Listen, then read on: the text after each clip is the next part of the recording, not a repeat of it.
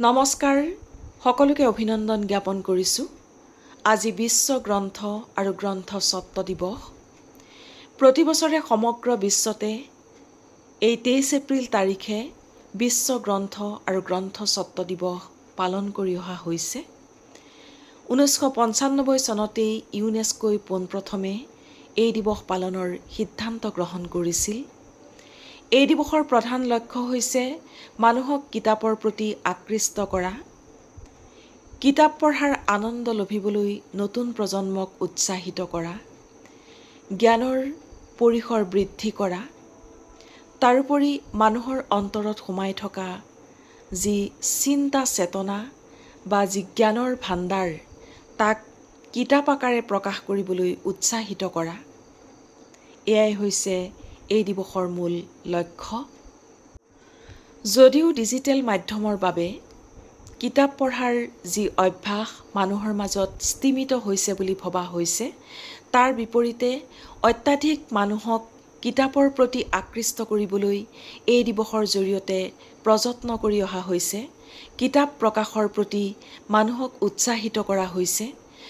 তাৰোপৰি গ্ৰন্থৰ আদান প্ৰদান, গ্ৰন্থ সম্পৰ্কীয় আলোচনা চক্ৰ, গ্ৰন্থ বিষয়ক প্ৰতিযোগিতা, পুৰস্কাৰ প্ৰদান আদি এই দিৱসৰ অন্তৰ্গত। 1995 চনত ইউনেস্কোই প্ৰতি বছৰে 23 এপ্ৰিল তাৰিখে এই দিৱস পালনৰ সিদ্ধান্ত গ্ৰহণ কৰাৰ আন কিছুমান তাৎপৰ্য নথকা নহয়।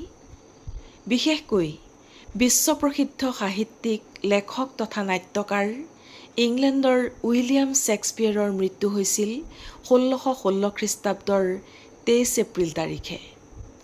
তাৰোপৰি স্পেইন দেশীয় বিখ্যাত সাহিত্যিক মিগুয়েল দা কাৰ্ভেণ্টিজৰো মৃত্যু হৈছিল সেই একেটা বৰ্ষতেই, একেটা তাৰিখতেই। এই দুগৰাকী বিশ্বপ্ৰসিদ্ধ সাহিত্যিকক স্মৰণ কৰাৰ উদ্দেশ্যে ইউনেস্কোই 1995 চনত এই দিৱস পালনৰ সিদ্ধান্ত গ্ৰহণ কৰিছিল। তেওঁলোকৰ মৃত্যু দিনত অৰ্থাৎ 23 এপ্ৰিল তাৰিখে প্ৰতি বছৰে। তাৰোপৰি স্পেইন দেশত এটা পৰম্পৰা আছিল, প্ৰতি বছৰে 23 এপ্ৰিল তাৰিখে ৰ'জ ডে পালন কৰা হৈছিল বা গোলাপৰ দিন পালন কৰা হৈছিল।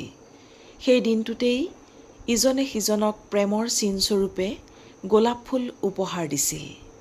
কিন্তু 1616 খ্ৰীষ্টাব্দৰ 23 এপ্ৰিল তাৰিখে যেতিয়া সেই দিনটোতেই মিগুয়েল দা কাৰ্ভেণ্টিজৰ মৃত্যু হৈছিল, সেই দিনটোতেই সেই পৰম্পৰা ভংগ কৰা হৈছিল আৰু সেই দিনটোৰ পৰাই গোলাপৰ সলনি কিতাপ আদান প্ৰদান কৰাৰ সেই মহান যিটো ব্যৱস্থা প্ৰৱৰ্তন কৰা হৈছিল।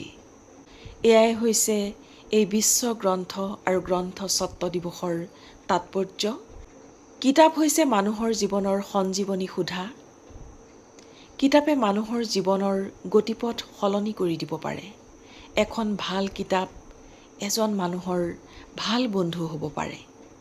অৱশ্যে মোতকৈ জ্যেষ্ঠ বা অভিজ্ঞসকলক মই কিতাপ পঢ়িবলৈ পৰামৰ্শ দিয়াৰ ধৃষ্টতা মোৰ নাই। মই মোৰ ছাত্ৰ ছাত্ৰীসকলকহে ক'বলৈ বিচাৰিছোঁ, কিতাপ পঢ়াৰ যি আনন্দ, সেই আনন্দ লভিবলৈ সদায় প্ৰয়াস কৰিবা। পাঠ্যক্ৰমৰ কিতাপসমূহৰ উপৰি ডাঙৰ মানুহৰ পৰামৰ্শ মতে ভাল ভাল কিতাপ পঢ়িবলৈ যত্ন কৰা। এখন ভাল কিতাপ তোমালোকৰ লগৰীয়া হ'ব পাৰে। এখন ভাল কিতাপে তোমালোকৰ জীৱনৰ গতিপথ সলনি কৰিব পাৰে। তোমালোকৰ জীৱনলৈ নতুন জোৱাৰ কঢ়িয়াই আনিব পাৰে। কাৰণ আমি মহৎ লোকৰ বাণী পঢ়িবলৈ পাইছোঁ, পুথি অধ্যয়নৰ পৰা দূৰৈৰ মানিক হাততে পাব পাৰি। গতিকে কিতাপ পঢ়াৰ অভ্যাস কেতিয়াও নেৰিবা। আজি বিশ্ব গ্ৰন্থ আৰু গ্ৰন্থ স্বত্ব দিৱসত পুনৰ সকলোকে অভিনন্দন জ্ঞাপন কৰিছোঁ আৰু মোৰ ভিডিঅ'টো চাই থকা বাবে সকলোকে ধন্যবাদ জনাইছোঁ।